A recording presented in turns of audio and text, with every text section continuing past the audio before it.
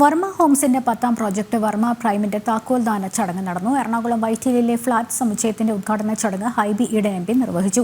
Tripunithura municipal chairperson Rama Santhosh, Varma homes managing director Anil Varma തുടങ്ങിയവരുടെ സാന്നിധ്യത്തിലായിരുന്നു ചടങ്ങുകൾ.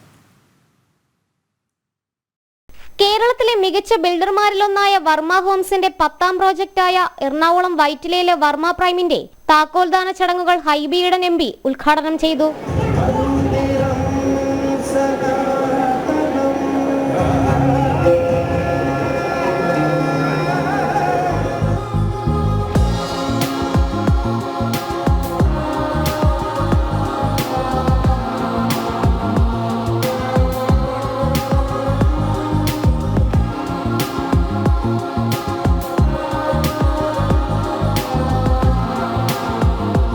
ഉപഭോക്താവിന്റെ മനസ്സറിഞ്ഞുകൊണ്ടുള്ള നിർമ്മാണ പ്രവർത്തനങ്ങളാണ് 7ാം വർഷത്തിലേക്ക് കടന്ന വർമ്മ ഹോംസിനെ വ്യത്യസ്തമാക്കുന്നത്. വർമ്മ ഹോംസ് 7 വർഷം ചെയ്യുന്ന ഈ സമയത്ത് 10ാമത്തെ പ്രോജക്റ്റാണ് ഇത് കംപ്ലീറ്റ് ചെയ്ത് ഹാൻഡ് ഓവർ ചെയ്യുന്നത്.